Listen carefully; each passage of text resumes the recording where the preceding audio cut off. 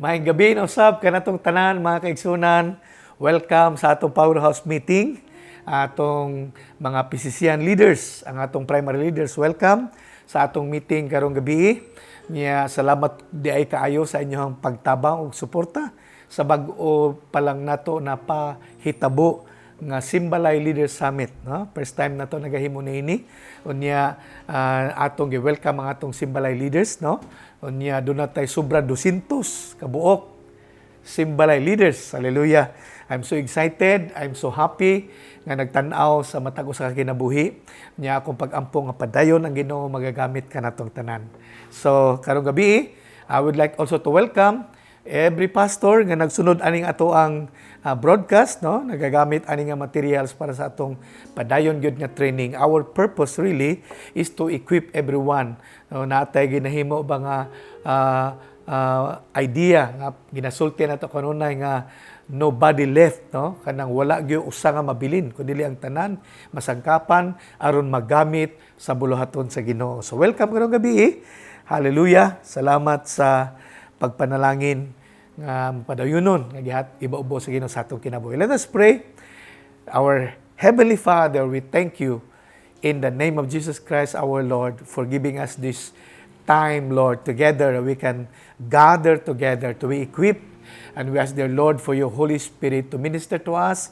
Allow us, Lord, to have the spiritual understanding so that we will receive revelation, O God, that will change every situation of your people. I ask, dear God, for your anointing to flow upon the lives of everyone, dear God. Gikan sa ako, sa among kamera, sa tanan nga naminaw karong gabi. Salamat nga magapanalangin ikaw kanamo. Samtang padayon kami sa pagsangkap sa matag usa kanamo. Kini ang pag-ampo in Jesus' name. Amen. Amen. Hallelujah. So, kung wala na ito nakalimti, atong niaging simana, we talk about the need to be spiritually fit. No? So, naisgutan na ito atong niaging Miyerkules nga nganong kinahanglan man nga kanang spiritually fit gyud ta, no? Nganong kinahanglan gyud nga lig-on gyud ta spiritually. Unya una na to naisgutan to have a better testimony para makabaton kita og mas nindot nga pagpamatuod, no? Sa gahom, sa kaayo, sa kadagaya, sa presensya sa Ginoo sa ato mga kinabuhi. Muna nga naisgutan nato ato niagi that whether we like it or not, there may come a time or times that God may allow challenging experiences to happen upon our lives, not to destroy us, but to make us a better testimony for the glory of our God. Ayaw kalimot gina na ha. Kaya usahay, di na ito masabtan nga nung usahay na mahitabo ng mga sitwasyon bitaw nga murag makurat bitaw ta. Unya kasagaran baya, muriak dayon ta. No? Unya, butang nga dapat itong hinumduman kanunay, if God allow these things to happen to us, no? We need to understand nga dili na muguba sa to, but to develop in us a better testimony. Amen? So madto ta sa ikaduhang punto karon, no? So nganong kinahanglan kita mahimong spiritually fit? Number 2, to establish godliness. No? Kung sa itong una, to have a better testimony. Ikaduha, to establish godliness. Ang atong text makita nito sa 1 Corinthians chapter 4 verse 7. Sa New Living Translation, ingon niya din, do not waste time arguing over godless ideas and old wives' tales. Instead, train yourself to be godly. Ingon niya sa verse 8, physical training is good, but training for godliness is much better, promising benefits in this life and in the life to come. This is the word of the Lord. So makita nato dinhi nga ang pulong sa Ginoo nagdasig nato nga dili nato usikan ang atong panahon sa pagburuka, sa paglalis-lalis, no? Sa pag-indiganay, no? O unsa man nga mga arguments, no? Di nato sayangon ang atong panahon. Hinunua ingon niya, instead train yourself to be godly. No? Train yourself to be godly.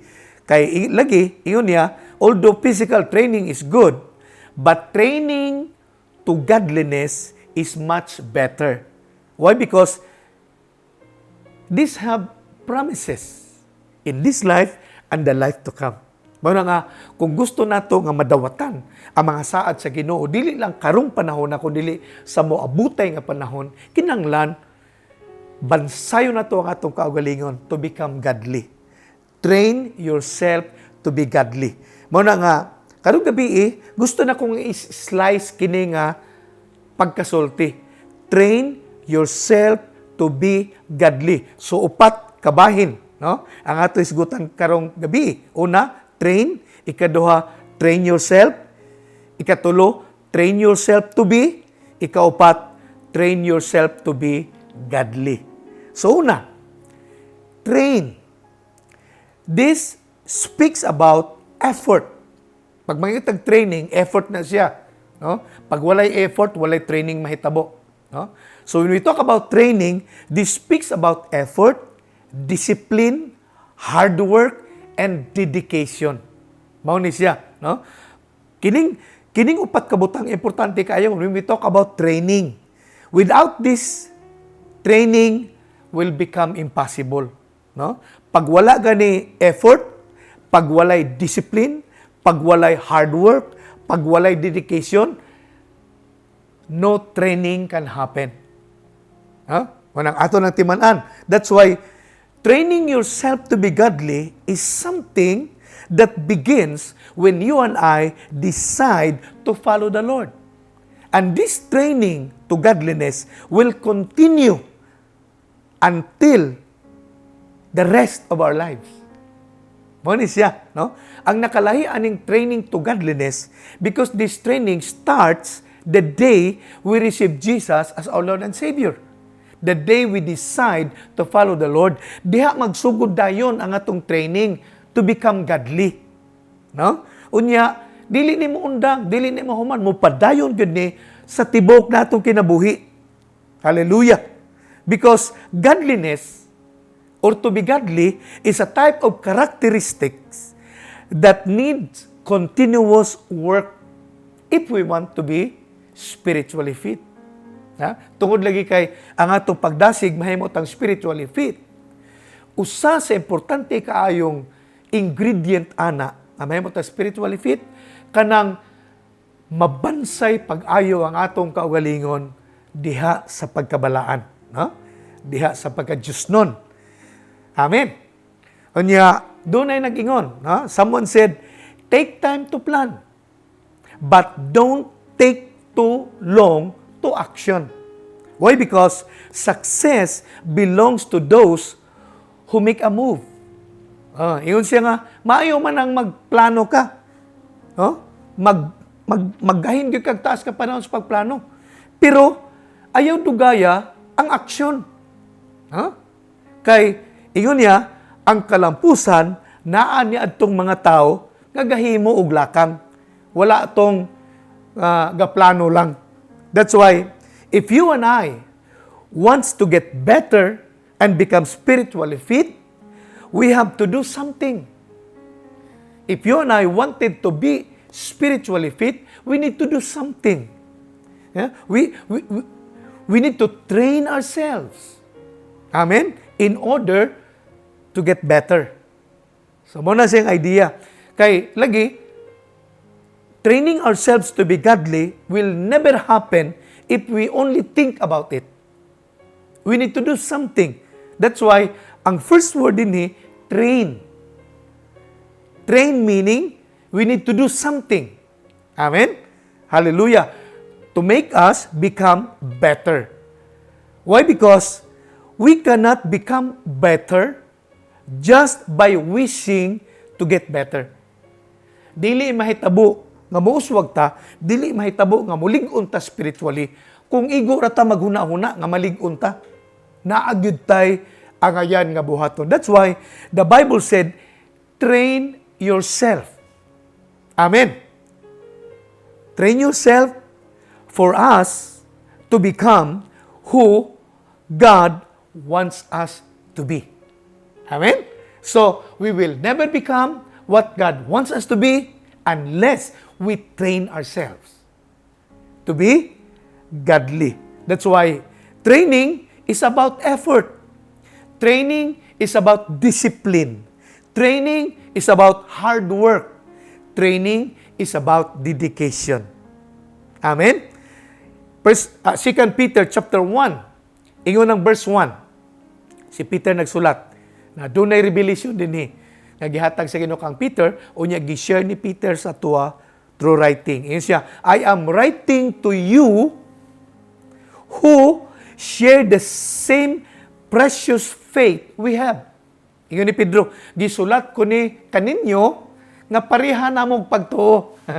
Ingon niya, this faith was given to you because of the justice and fairness of Jesus Christ, our God and Savior.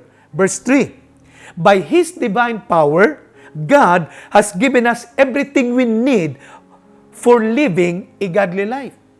So, ingon si Peter, ingon si Peter, pinaagi sa langit nun nga kinaiya sa Ginoo, gihatagan kita niya sa tanang gikinahanglan nato para makahimo ta sa pagkinabuhing Dios nun. So gihatag na daan, no?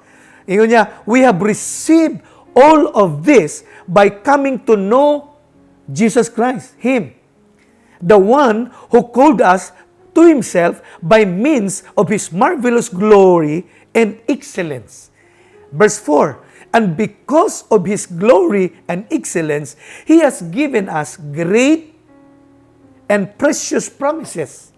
These are the promises that enable you to share His divine nature and escape the world's corruption caused by human desires. Ingon siya sa verse 5, muna yung turning point. Ingon niya, in view of this all, pinasikad ni ining atong nakita, unsa man nga ang pagtuo gihatag kanato tanang butang gi-provide ni Lord para makakinabuhi tang balaan unya mga saad sa Ginoo para sa ato, no, tungod sa kaayo sa Ginoo, no, gibubo niyang tanang atong gikinahanglan para makakinabuhi ta alang sa kahimayaan. So ingon siya sa verse 5, in view of this all, make every effort to respond to God's promises. Now remember, that training is an effort. Munang iyon sa din tungod kay gi-provide na ni Lord ang paagi para makakinabuhi tang Diyos nun, ingon siya, make every effort. Meaning, train.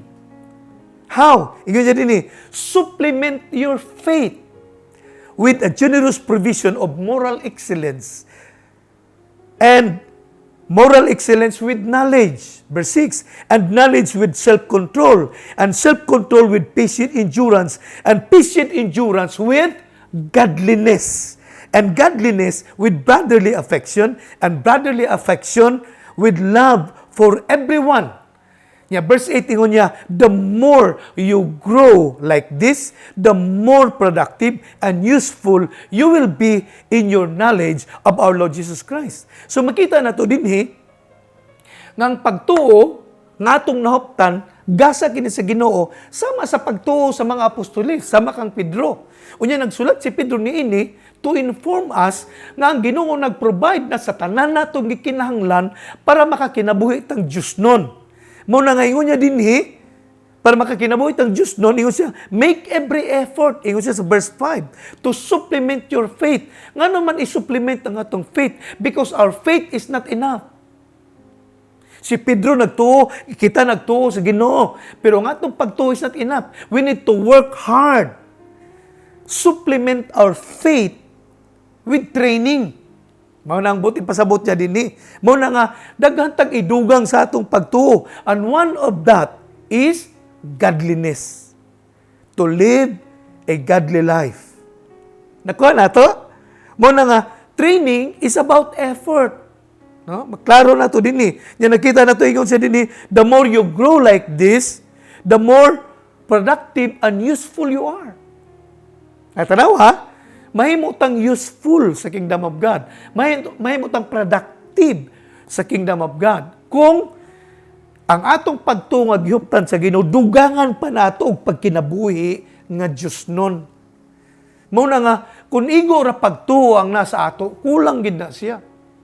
Mabitaw nga, naay mga Kristohanon nga nagtuo sa Ginoo, nagsalig sa Ginoo, pero nganong dili productive, nganong dili effective, kulang. Ang iyang pagtuo kulang pa og suplemento. Kunya usa sa supplement nga gikinahanglan sa atong pagtuo is living godly life. Amen. Amen. That's why we need to be spiritually strong so we can live a godly life. That begins when you and I decided to follow the Lord and continue training ourselves for the rest of our lives. Muna ingon sa verse 3, the more you grow like this, the more productive and useful you will be in your knowledge of the Lord Jesus Christ.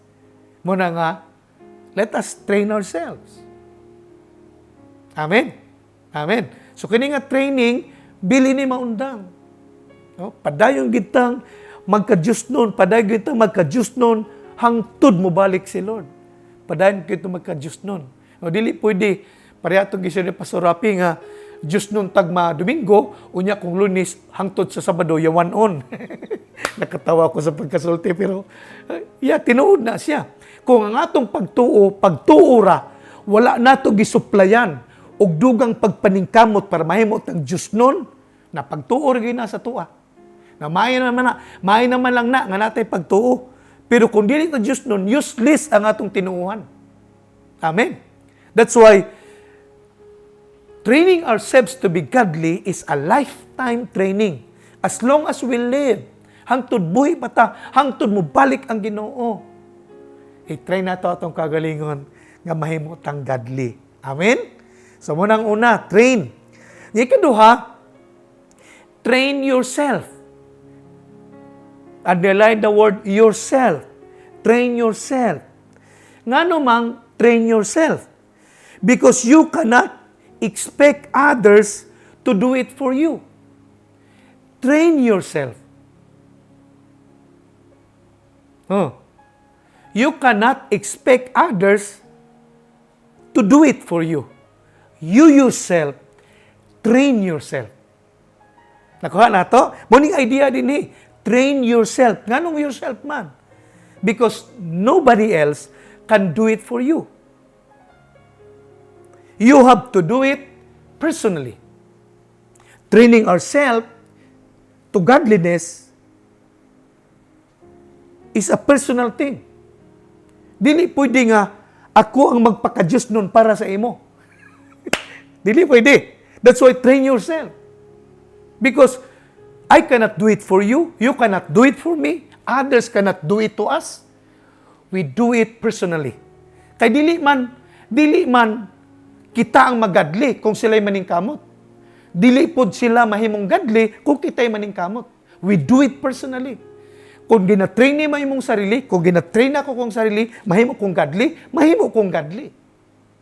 That's why training ourselves to be godly is a personal thing. It's a personal thing. Dili na siya mag-agad sa kahimtang sa simbahan. Dili na siya mag-agad kung kinsa ang leader. Dili na siya mag-agad kung unsa ang sitwasyon sa kinabuhi. Mag-agad na siya sa imong kagustuhan. When you train yourself to be godly, when you train yourself to be godly, you will become godly. And remember this always. Others cannot do it for you. You have to do it personally. Yes, there are so many things that we need others to train us. But to become godly, each of us is personally responsible to train ourselves. Do not forget that. No? Tinuod yun. Nga daghag mga butang nga kinahanglan tabansayon sa uban. Para sa ginahimo nato, no? Every Wednesday, gatabang ko nga para mabansay tang tanan. Tungod kay daghan patag mga butang nga dapat makatunan para mabansay ta. No? Ako pod, ginabansay ko sa akong mga leaders, ginatabangan ko, ginatudluan ko sa akong mga leaders para daghan pa kong makatunan nga mga butang. But when we talk about being godly, it is a personal thing. No? Kita matag-usa kanato responsibility to train ourselves to become godly. Amen?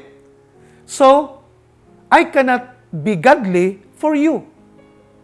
Wala siyang idea. dili ko mahimong Diyos nun para sa imo. Dili pod ka mahimong Diyos nun para sa ako.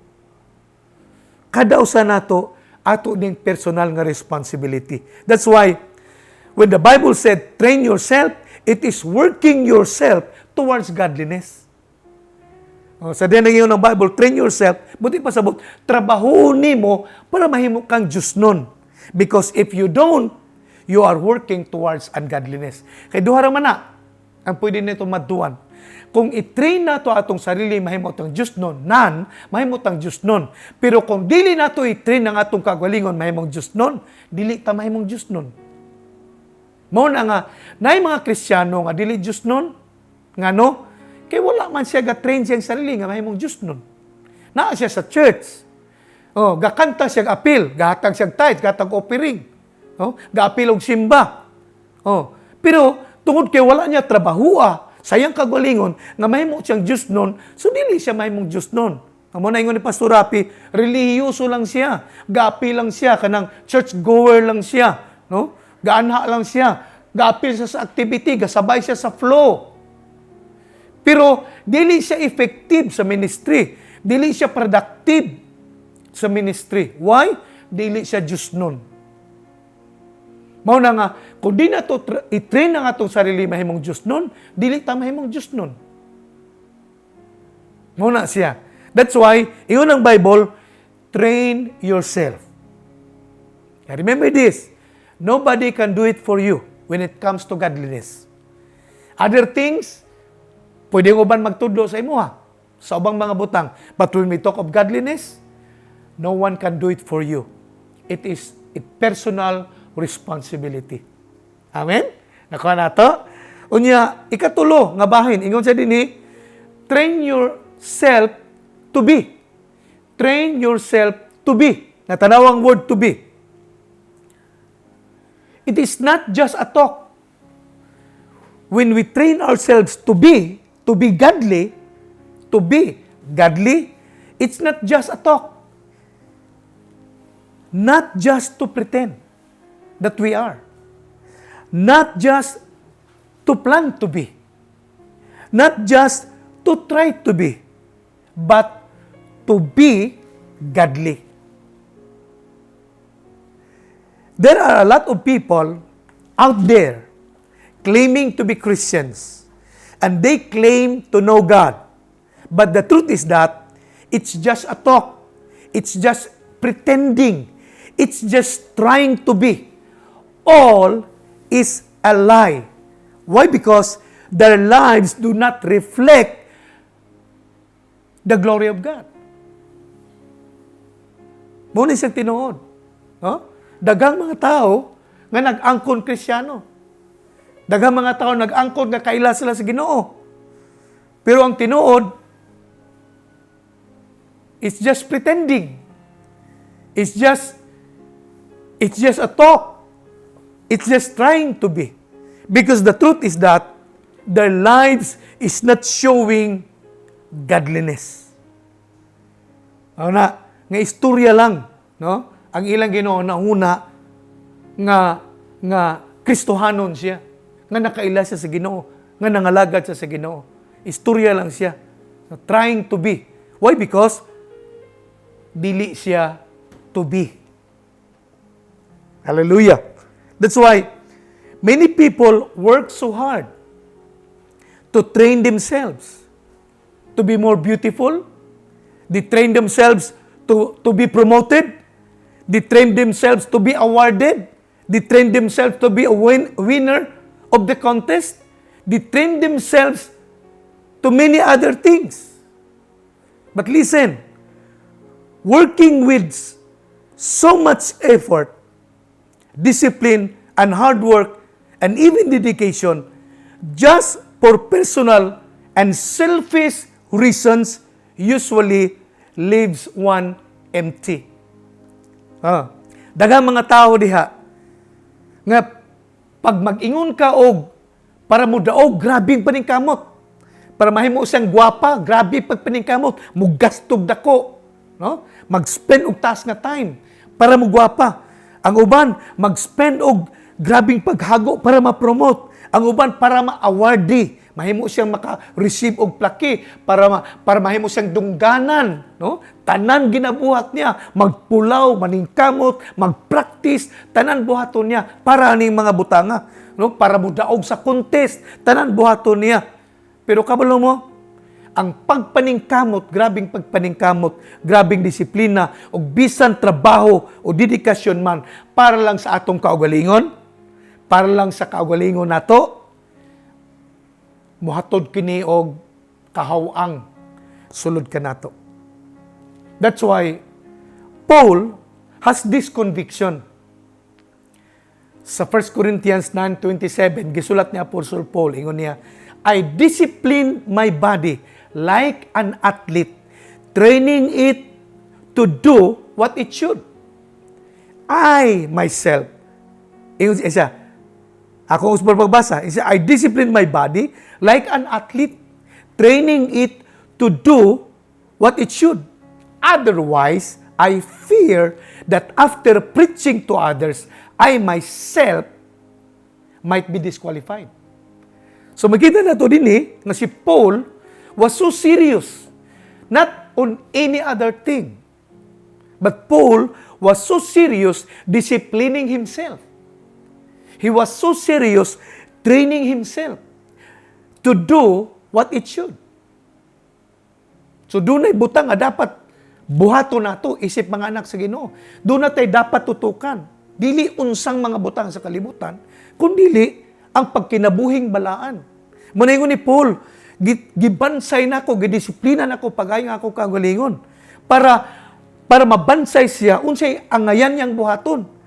Kay pa niya otherwise isa kay mahadlo ko nga tingalig human unya sa pagwali nako ako mismo madiskwalipika. So mo nagingon ni Paul. That's why training ourselves to be what God wants us to be godly. Mo na siya ang training nga dapat natututukan, no? Dili training sa ubang mga butang, no? Mo na mga kayong tao sa nga kining mga tao mahitungod sa unsa, training serious kayo. Sa negosyo, grabe ka seryoso mag-training. Sa trabaho, grabe ka seryoso mag-training. Sa unsa man mga unsa diha, grabe ka seryoso mag-training. Pero sa pagka-Diyos nun, walay klaro nga training. Muna ang Bible, sama sa testimony ni Apostle Paul, yun siya, ako, gidisiplina na ako kung kagalingon. Gibansay na ako pag-ayo. Unsay dapat niyang buhaton. So, kitang mga anak sa Ginoo, ang atong rumbo nga maliwat ta sa Ginoo. Ang atong rumbo nga malipay sulod sa atong kinabuhi. Ang atong rumbo nga may sama ta sa Ginoo. Aron makauban nato ang Ginoo sa wala ni katapusang panahon. Unsay atong buhaton. Si Paul nagingon, I train myself to do what it should, because I fear that after my preaching, I myself might be disqualified. That's why we need to train ourselves to be. Not trying to be. Not pretending to be. Not talking to be. But training to be. Training to be godly. Amen? Amen. So, ikaw pat, gingon din train yourself to be godly. Train yourself to be godly. To be godly means to be godly. Nothing more, nothing less. Ang pagka-Diyos nun, mo ang pagkinabuhing Diyos nun. Amen. Godliness is a strong awareness of God in relation to all things in life. Pag may yung kag-godliness, pag may yung kag-living a life of godliness, it is a strong awareness of God in relation to all things in life. Kana bang, it is a strong feeling about God. Nga bisan unsang area siyang kinabuhi, apil gyud si God. Naagyud si God. Manegosyante man, manegosyo man, matrabaho man, masimba man, malakaw man. Everything concerning life, anything concerning life, ginabuhat gino niya in relation to God. Mao na ang godly. Ang godly nga tao, wala na siya nagabahin sa mga area siyang kinabuhi nga kini para sa Ginoo, kini dili para sa Ginoo. Ang tanan para sa Ginoo. Amo na nadungog nato sa atong summit. Isyo ni Pastor Rapi. Whether we eat, whether we drink, everything we do for the glory of God. No? Muna nga, ang pagsimba di ay, nagisgutan atong conference, dili na siya, ginahimo lang sa building, magdungan tag kanta, magdungan tag pakpak sa Ginoo. Dili, ang pagsimba di ay, kining pagbuhat daw to sa bisang unsang butang unya atong gihalad kini sa Ginoo. Nga mo na nga, pwede di atong trabaho pagsimba na sa Ginoo. Pwede di ang atong pag-uma pagsimba na sa Ginoo. Pwede di ang atong bisang unsang ginabuhat pagsimba ka na sa Ginoo. Unya inaana ang godly. Ang godly nga tao inaana pod. Bisan unsang ginabuhat niya, unsang area siyang kinabuhi. Tungod kay godly siya, ang tanang butang siyang kinabuhi, sa Diyos gyud na siya. Para gyud na sa Ginoo. No? That's why godliness is a quality requirement that will not only make us spiritually fit, but lead us to a life of usefulness and productivity. Mo na nga, pag ang usa ka tawo just nun siya, tungod kay ang tanang issues ang kinabuhi, labot gyud ang Ginoo. Ano bitaw? Kana siya ang gikinahanglan natong tanan. Aron mahimo tang spiritually strong, spiritually fit, aron mahimo tang productive sa atong pag-alagad sa Ginoo. Amen? So godliness is not only a dividing mark between Christian and non-Christian, but also a dividing mark between mature Christian and ordinary Christian. Kini di ang pagkinabuhing Diyos nun. Muni siya mupalahi sa Kristohanon o sa dili Kristohanon. Ang pagka-Diyos nun. Nya kining pagka-Diyos nun, mo po ni siya mulahi sa hamtong nga Kristiyano o sa dili hamtong nga Kristiyano. Nakuha na to? Mo nang ang pagka-Diyos nun importante kayo. Kay mo ni mo palahi nato. No?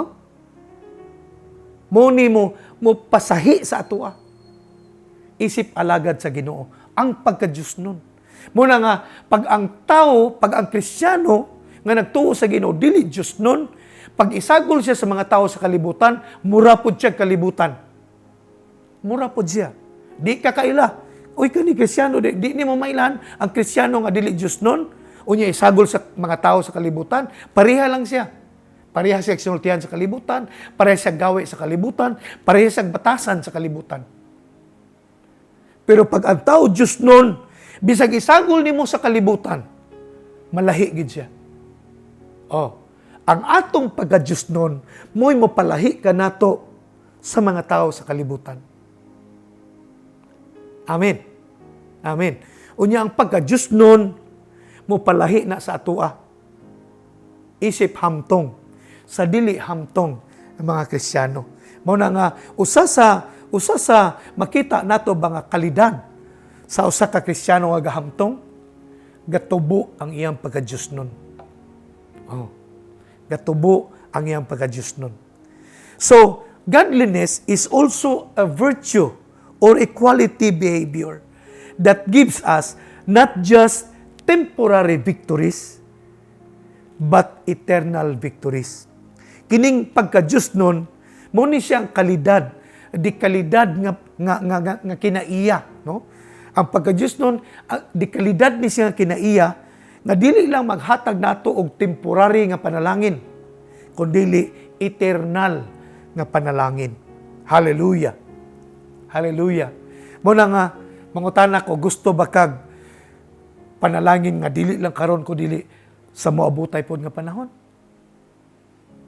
Train yourself to be godly. Mo na ingon ang atong verse, 1 Timothy 4 verse 8, yun siya, physical training is good, but training for godliness is much better. Why? Promising benefit in this life and in the life to come.